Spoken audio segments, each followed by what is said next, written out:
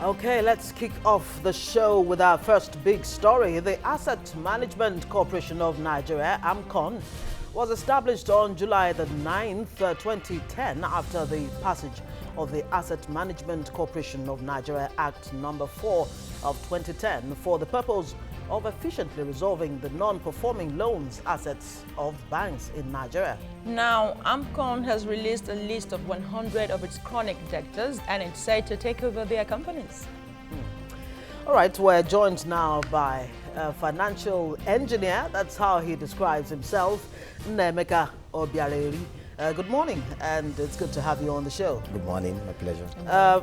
Now, the IMF in 2013 did recommend that the CBN should wind down the operation of AMCON based on the fact, Articles, is it 4 of IMF's agreement with members of the fund in the light of CBN's handling of the financial crisis of 2009.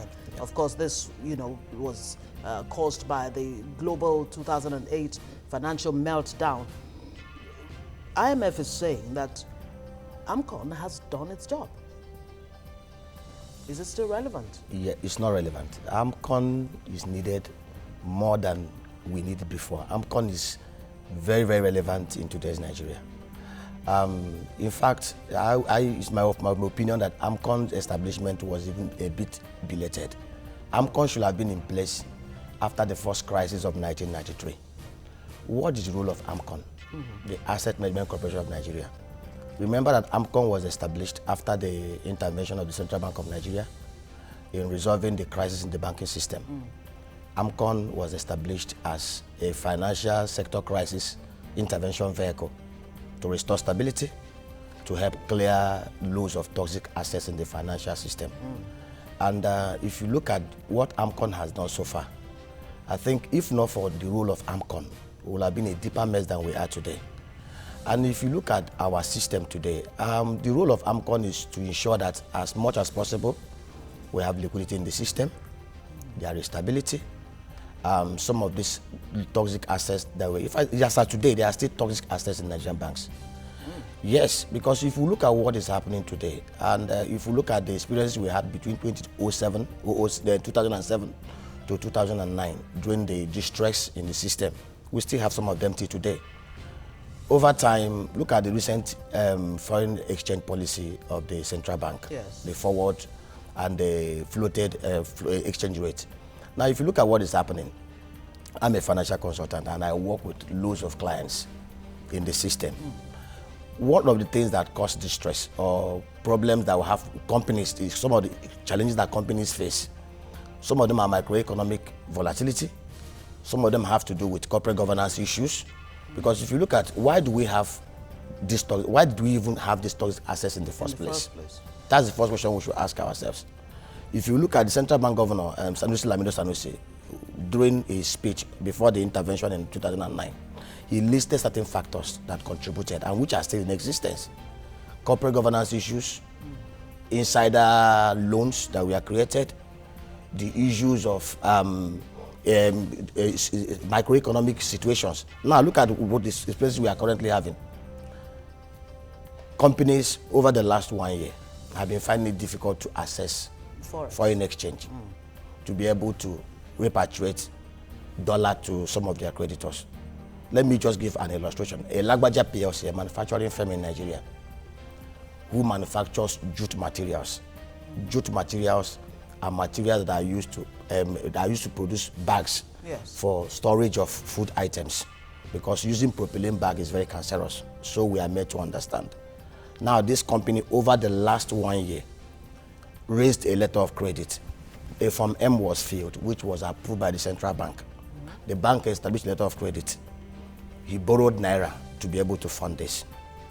$20 million. Of course, he brings in his raw materials in bulk over the last 1 year to be enable him produce.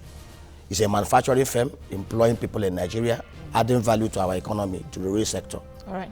Now, over time, this company, Lagbaja PLC, have been able to repay $8 million of those LC obligations, remaining $12 million.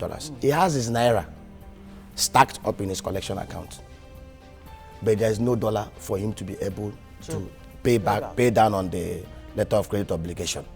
Now, it's a manufacturing firm. We understand that his cost of fund in Naira is about 23%. His margin is about 35%.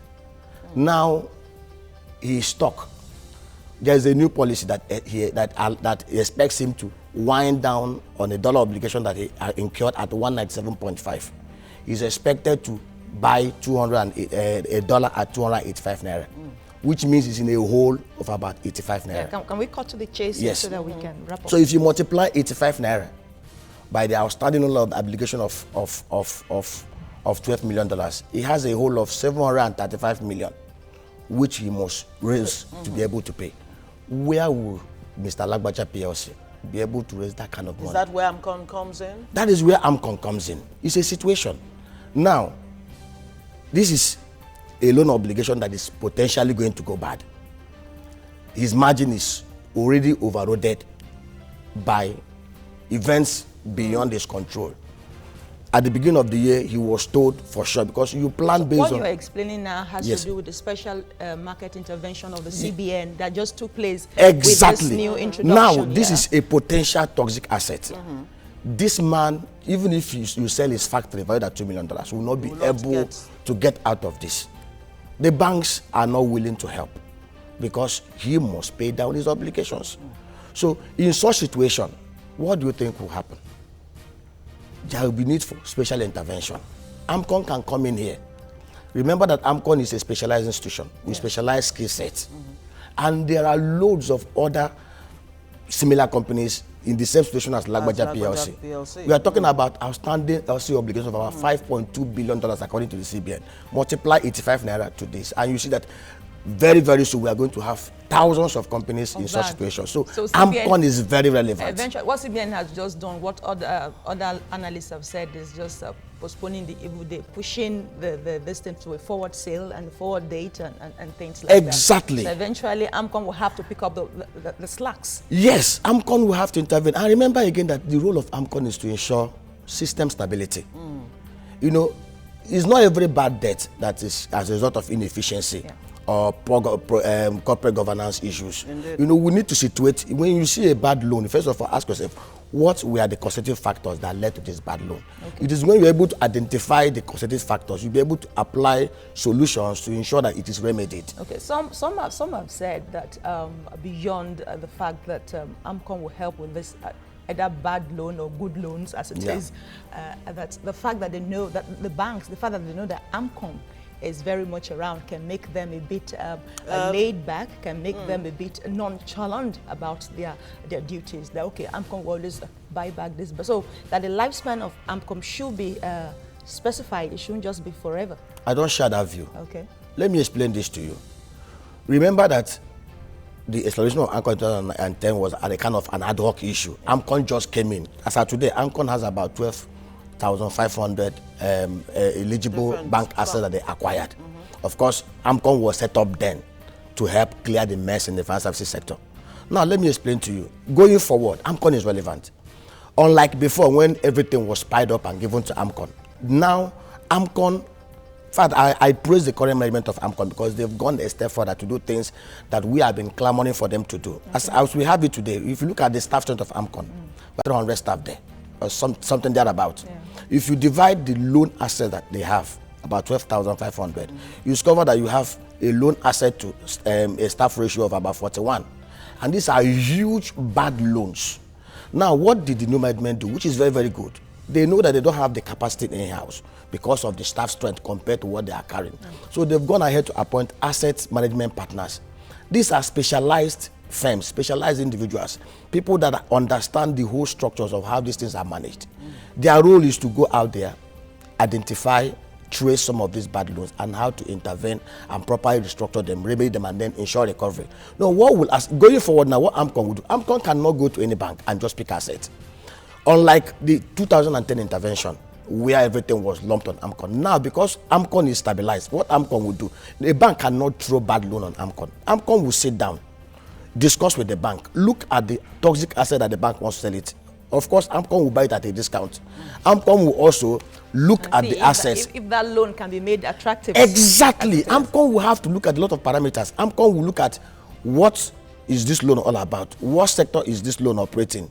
What is the viability of this business that are going to take the assets? What actually cost it? For example, Lagbaja PLC that I mentioned here is a good business.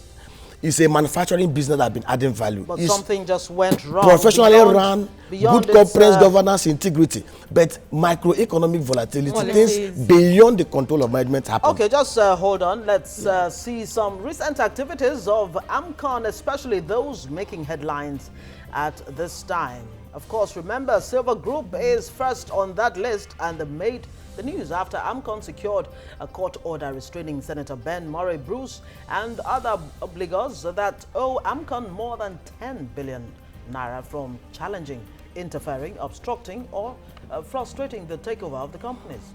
AMCON has, however, appointed a senior advocate of Nigeria, Mr. M.A.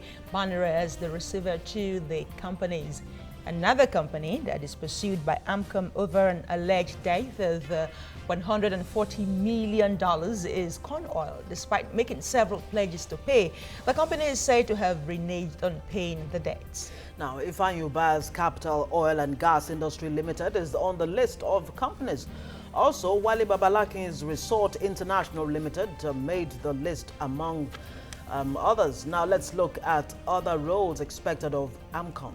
AMCON is expected to help stimulate the recovery of financial institutions by boosting the liquidity of troubled banks through buying their non-performing loans, helping in the recapitalization of banks in which the CBN was forced to intervene, and increase access to restructuring and refinancing opportunities for borrowers. Yeah, let's go back to the issue of the macroeconomic policies we're talking about. Yeah. We cannot run away from the delay in the passage of the budget. Yes. We also cannot run away from the fiscal policy that was, for some time, not really heading anywhere. Yep.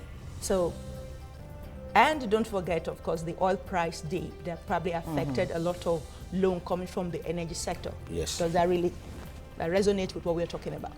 Exactly. And, the issue of companies being taken over by AMCON, I want to address that issue. Yes. In Nigeria, based on my experience as a financial engineer, as a banker of over 15 years experience, I've come to understand one thing. There are some customers that go out there to borrow money without intention to repay.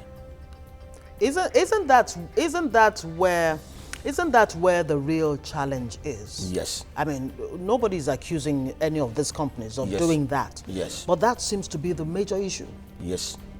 Now. And how are you able to save, really? I mean, what are those mechanisms in place, to ensure that even if a company or an individual had no plans to repay the debt, he's not able to carry out his, plans that will affect the rest of us? You remember how AMCON came to be in 2010?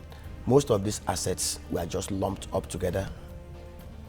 They acquired it to be able to give the banks breather. As at the time AMCON intervened in the system, we had over 42% of the banking loans as non-performing, whooping 42%. If not for the intervention of AMCON, we would have had some worse cases in our hand. So what AMCON did as at that time was to take up those assets and now try to provide remedial measures on how these things can be remedied and recovered. Now, it's a character issue. If a debtor approaches AMCON and say, okay, and they agree on a resolution, this is the steps we are going to take over time to remedy this. And if along the line the debtor decides to renege on his promises, it's a character issue. Of course, you wouldn't expect AMCON to fold his hand and allow those assets to continue to deteriorate. Remember again that AMCON has to borrow funds to fund this acquisition. Bonds were issued. This taxpayers' money that we're talking about here. Which also brings us to the issue of people actually saying that, okay, AMCON have to borrow, and because it's a government agency, we have access to loan and credit. Yes. Thereby crowding with sovereign guarantee. Yeah, thereby crowding out other private sector from getting funds. Let me tell you, the market is very, very deep.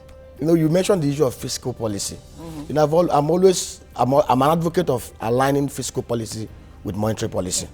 Now, one of the challenges that we had in Nigeria, in fact, that was one of the reasons why we were delisted from the JP Morgan bond index for emerging markets, because of the absence of a two-way quote foreign exchange market.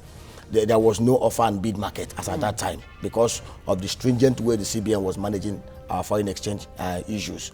Now that issue has been sorted out, investors can actually bring in their money.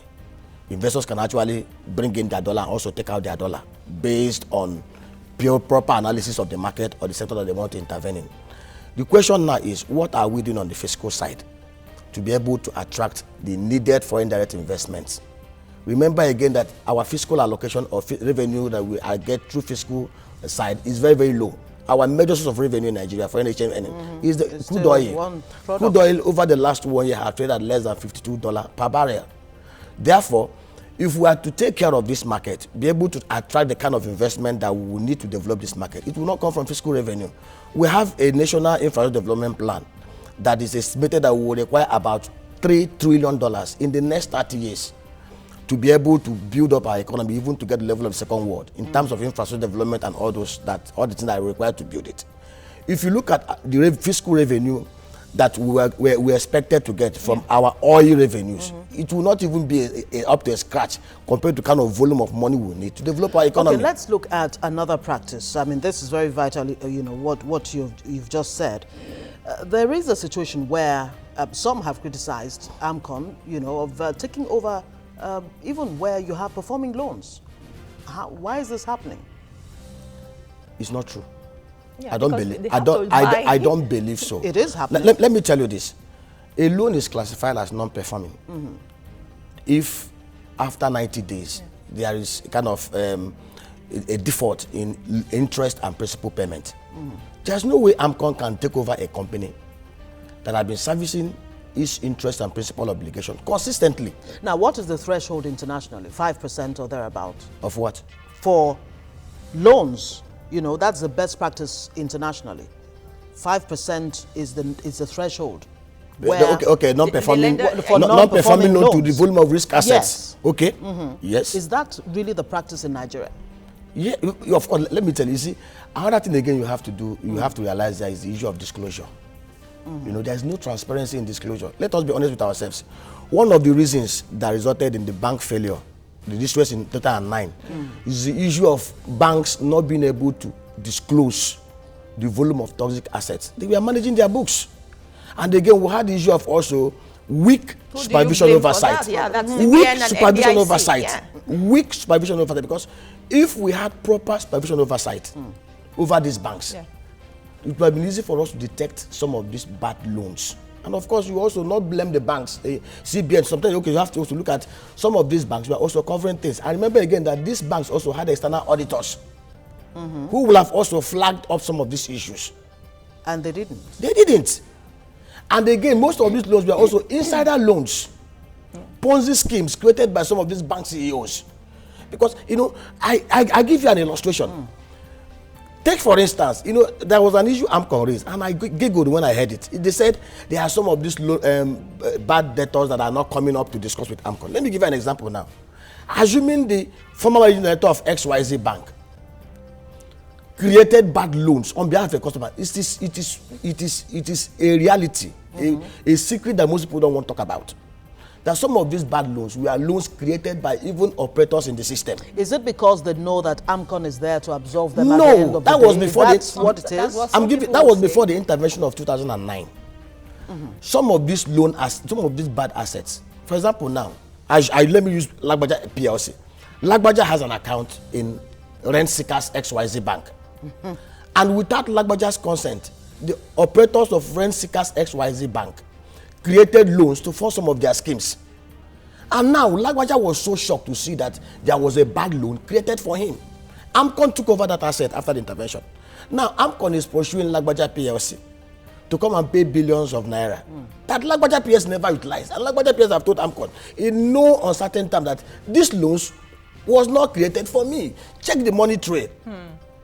Somebody used my account to perpetrate fraud. So go and hold that person. You cannot be calling me to come and pay for something I never even applied for or utilized. So we have very unique cases in this industry that we need to understand before you can be able to appropriate the right solutions. Let's touch on the government non-performing loan. The state's government sometimes, of course, we know borrow money, and AMCON has bought over some of those loans. But we've not heard the AMCON mention any state government not defaulting in the payment of this.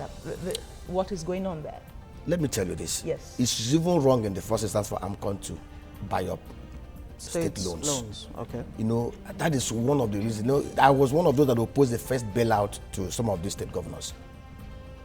The fact remains that, and if you see from what ICPC said, most of them even diverted those loans.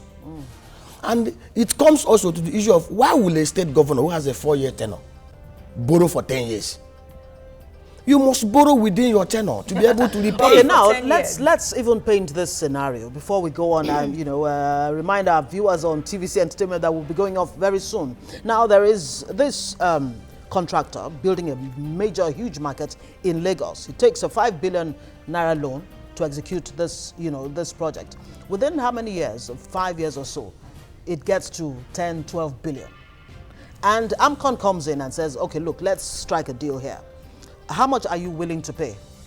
And he says, I can only pay 6 billion. All right. And it's allowed to go.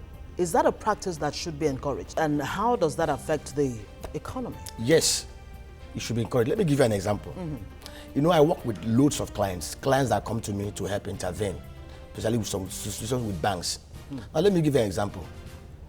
This has to do with an individual, a professional working for an oil and gas company. The second person is a professional working for a bank. Bank gives this Mr. A loan of 18 million naira. A staff of the bank, senior management staff, to buy a property in Lekki Phase 1 as at 2007. The staff brought all his savings over the last 20 years of his working life and invested as his equity collateral, equity contribution of 30%, bringing the amount of money to 25 million. The loan was provided for him at 3% per annum. It's a mortgage loan over 10 years. Now, 2 years after, he leaves the employ of the bank. And the bank will naturally adjust the interest rate to 23%. The customer has paid 6 million naira of his money. Over the last 5 years, they've been able to deduct about 36 million from him, bringing everything to close to over 50 million naira. And now, interest upon interest upon interest on his account. And now the bank is still asking him to come and pay 52 million naira. The property that he's supposed to purchase is worth about 65 million. Where will he get the money? This is where AMCON comes in. If, for example, for a reason, AMCON purchased this asset, you see, there's one thing I love so much about the new management in AMCON, the professionalism. Let us be honest with ourselves. This customer paid 6 million of his own savings, borrowed only 18 million. He has paid 36 million. His own equity is wiped out.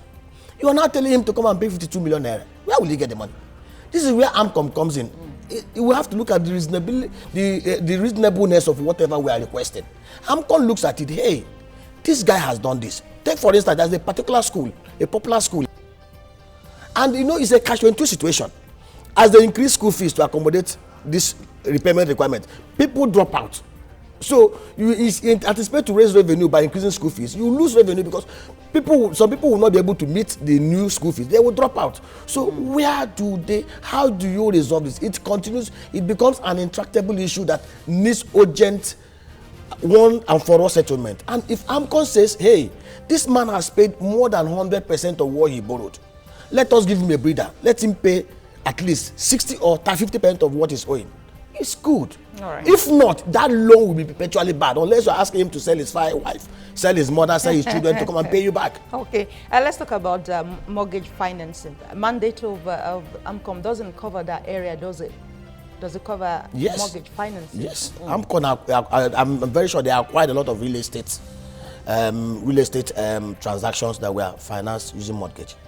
So with what you're saying now with the advice coming from IMF that the AMCON should only focus on asset management and all of that, and not these other, major reasons for your objectives for the setting up of AMCON. Thank God you call it advice. We are not working for IMF. IMF does not own Nigeria. We know what is good for our market. We know what is good for our economy. AMCON is very relevant to today's Nigeria. I'm telling you, If not for AMCON, we'll have had it worse. And I tell you, with the situation we have now, we still need AMCON more than ever. So AMCON should have been, like I said, AMCON should have been in existence 15 years even before now. AMCON should not be wind down soonest. We should allow AMCON to continue to exist. Remember, AMCON is not for profit organization. AMCON is a government that is owned by government agencies, a company that is owned by government agencies. AMCON is there to stabilize the market. Now, with the 5 trillion naira or thereabouts that is in the coffers of AMCON, yes, what should they be doing with those funds in a way that it actually affects the economy positively? AMCON has, remember that AMCON borrowed funds to acquire these assets. Yes. And if you look at the cost of acquisition, vis-a-vis what AMCON has, you discover that by the time you aggregate their exposure and what they have, AMCON was already operating in the negative. Yeah. So basically what we will advise now is this. Thank God that they've appointed asset management partners, professionals that can help them resolve some of these affairs for those that are below 100 million naira and below. And I will also encourage them to deepen professionalism in the system, employ more skillful hands, people that understand how things are done. Let me explain to you. Like I said, not all the bad loans that were created came as a result of insider abuse, corporate governance issues. Some of them were because of microeconomic volatilities that made the unforeseen circumstances. Yeah, we understand. Like some of those companies in those right sectors, over time, they can trade out their loss. All we need to do is patience, get the right managers, get the right partners for them. That's where AMCON comes in. That is where the specialized staff in AMCON comes in. Right. You look at the company, assist the company, get partners for the company, even help them to attract further funding outside the purview of AMCON. And over time, 5-10 years, they will trade out their losses, repay AMCON, and everybody is happy. Where we have issue is where people deliberately refuse to pay down on their loans. And that is why I encourage AMCON to clamp hard on them. Yeah, take over those companies, don't wind those companies down, get proper managers, and this country is a good mine. Talking about climbing down on the debtors, let's talk about the issue, the role of the judiciary in this matter. There have been cases where some of those cases are delayed and stalled. Are you advising for some other kind of specialized court for cases like this? Yes, very, very important. And I will tell you this, one of the major challenges we have in Nigeria is that in every arm of government in Nigeria, we have the bad eggs. And we have people that manipulate the system. These guys we are dealing with here are billionaires. They have the funding to store these processes as long as they want. So we need specialized courts. Specialized courts that will handle some of these cases. And we need to also appeal to their consciences. Because these funds that they are using, that was used to acquire, we have funds contributed from taxpayers' money. Artisans, street traders.